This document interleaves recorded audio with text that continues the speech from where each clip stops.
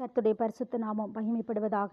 இன்றைக்கான தியானத்தின் தலைப்பு பரலோக ஞானமும் ராஜ பதவியும். ஆதியாகமம் 41:39 வசனம்.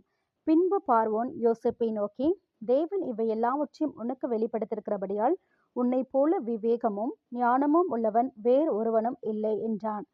பிதா, குமாரன், பரிசுத்த ஆவியானவரே. ஞானம் என்ற வேதத்தில் அநேக வார்த்தைகள் எழுதப்பட்டுள்ளது. ஞானமாகிய கர்த்தருக்கு பயப்படுகிற பயம் இருக்கும் ஒவ்வொருவருக்கும் பரலோக ஞானம் கொடுக்கப்படுகிறது. நீதிமொழிகள் 1:7 கர்த்தருக்கு பயப்படுதலே ஞானத்தின் ஆரம்பம் என்று எழுதப்பட்டுள்ளது. நீதிமொழிகள் 8ஆம் அதிகாரம் 13-14 வசனத்தில் ஞானத்தை பற்றி இவ்விதமாக குறிப்பிடப்பட்டுள்ளது. தீமையை வெறுப்பதே கர்த்தருக்கு பயப்படுகிற பயம். பெருமையையும் அகந்தையையும் தீய வழியையும் புரட்டு வாயையும் நான் வெறுக்கிறேன். ஆலோசனையும் மெய் ஞானமும் என்னுடையவைகள். நானே புத்தி, வல்லமை என்னுடையது என்ற வார்த்தைகள் வானத்தையும் பூமியையும் படைத்த ஞானமாகிய கர்த்தர் பேசிய வார்த்தைகள். பெருமை, அகந்தை, புரட்டுவாய் போன்ற தீமைகளை விட்டு விலகி கர்த்தராகிய இயேசு கிறிஸ்துவை ஏற்றுக்கொண்டு அவரில் நிலைத்திருந்து ஞானத்தின் உறைவிடமாகிய அவருடைய குணங்களை நாம் தரித்து கொண்டு அவர் வழிகளில் நடக்கும்போது கர்த்தர் நம்மை பரலோக ஞானத்தினால் நிரப்புகிறார். கர்த்தருக்கு பயப்படும் பயம் நமக்குள் இருக்கும்போது ஐஸ்வர்யமும் கனமும் நிலையான பொருளும் நீதியும் நம்மை தேடி வரும்.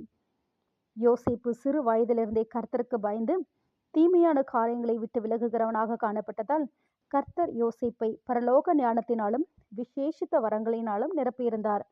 பஞ்ச காலத்தில் உலகத்தின் அனைத்து தேசங்களிலும் உள்ள ஜனங்களுக்கு பெரிய ரட்சிப்பை உண்டாக்கும்படியாக கர்த்தர் யோசேப்பை தெரிந்தெடுத்து தன் சொந்த ஜனங்களை விட்டு அறியாத எகிப்திற்கு அடிமையாக கொண்டு போய் பலவிதமான சூழ்நிலைகளை யோசேப்பின் வாழ்க்கையில் அனுமதித்து அவரை பழகுவித்தார். ஆதியாகமம் 41ஆவது அதிகாரம் 33-43 வரை உள்ள வசனங்களில் பார்வோனுக்கு கொடுக்கப்பட்ட சொப்பனத்திற்கு யோசேப்பு அர்த்தத்தை அறிவித்தது மாத்திரமல்ல, வரப்போகிற கொடிய பஞ்சத்திற்கு எப்படியாக தப்பித்து கொள்ளலாம் என்ற ஆலோசனையும் சொன்னார். ஆகையால் விவேகமும் ஞானமும் உள்ள ஒரு மனுஷனை தேடி அவனை எகிப்து தேசத்திற்கு அதிகாரியாக பார்வோன் ஏற்படுத்துவராக. இப்படி பார்வோன் செய்து எகிப்து தேசத்தின் மேல் விசாரணைக்காரனை வைத்து பரிபூரணமுள்ள 7 வருஷங்களில் எகிப்து தேசத்திலே விளையும் விளைச்சலில் 1/5 பங்கை வாங்கும்படி செய்வாராக. அவர்கள் வரப்போகிற நல்ல வருஷங்களில் விளையும் தானியங்களை எல்லாம் சேர்த்து பட்டணங்களில் ஆகாரம் உண்டாயிருக்கும்படி பார்வோனுடைய அதிகாரத்திற்கு உள்ளாக தானியங்களை பத்திரப்படுத்தி வைப்பார்களாக. தேசம் பஞ்சத்தினால் அழிந்து போகாதபடி அந்த தானியங்கள் இனி எகிப்து தேசத்தில் உண்டாகும் பஞ்சமுள்ள 7 வருஷங்களுக்காக தேசத்தில் வைக்கப்படுவதாக என்றான்.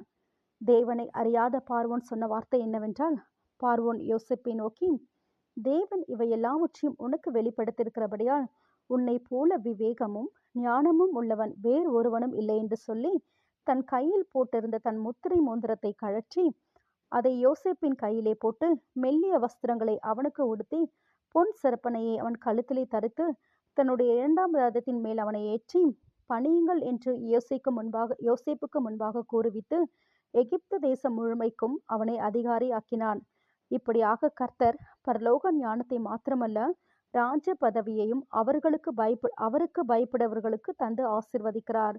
நாம் நம்முடைய அன்றாட வாழ்க்கையில் தீமையை வெறுத்து கர்த்தருக்கு பயப்படும் வாழ்க்கை வாழ்பவர்களாக மாறும்போது மாத்திரமே கர்த்தர் நமக்காக முன்குறித்து இருக்கிற ஒவ்வொரு திட்டங்களும் நம்முடைய வாழ்க்கையில் நிறைவேறும். பஞ்ச காலம் வருவதற்கு முன்பதாக நம்முடைய கையிருப்புகளில் வருமானங்களில் ஒரு பகுதியை சேர்த்து வைக்கக்கூடிய பரலோக ஞானத்தை இந்த நாளில் கர்த்தர் தந்து நமக்கு தருவாராக. அது மாத்திரமல்ல, அநேகருக்கு முன்பாக நம்மை கனப்படுத்தி உயர்ந்த ராஜ பதவிகளில் நம்மையும் நம் பிள்ளைகளையும் அமர செய்து ஆசீர்வதிப்பாராக. ஆமேன். ஜெபிப்போம். ஞானத்தின் உறைவிடமாகிய கர்த்தாவே, உமக்கு பயப்படுகிற எங்களை விசேஷித்த பரலோக ஞானத்தினாலும் வரங்களினாலும் நிரப்பி இன்று முதல் எங்களை ஆசீர்வதியும். வேலையில்லாதபடி வருமானத்தில் பற்றாக்குறைகளுடன் போராடி கொண்டிருக்கும் ஒவ்வொரு பிள்ளைகளையும் நீர் ஆசீர்வதித்து பரலோக ஞானத்தினால் நிரப்பி நல்ல வேலைகளில் உயர் பதவிகளில் அமர செய்ய போகிறபடியால் உமக்கு ஸ்தோத்திரம். கடன் பிரச்சனைகளில் அவதிப்பட்டு கொண்டிருக்கும் ஒவ்வொரு குடும்பங்களுக்காக ஜெபிக்கிறோம். அவர்கள் கடன்களை எல்லாம் மாற்றி எல்லா பஞ்சங்களையும் பற்றாக்குறைகளையும் குடும்பங்களை விட்டு அகல செய்ய போகிறபடியால் உமக்கு ஸ்தோத்திரம். வியாதிகளினால் நெருக்கப்பட்டு கொண்டிருக்கும் ஒவ்வொரு வேலும் உம்முடைய சுகமளிக்கும் கரம் அமர்ந்து நிரந்தர விடுதலையை கொடுக்கும்படியாய் ஜெபிக்கிறோம். இயேசுவின் நாமத்தில் நல்ல பிதாவே. ஆமேன், ஆமேன்.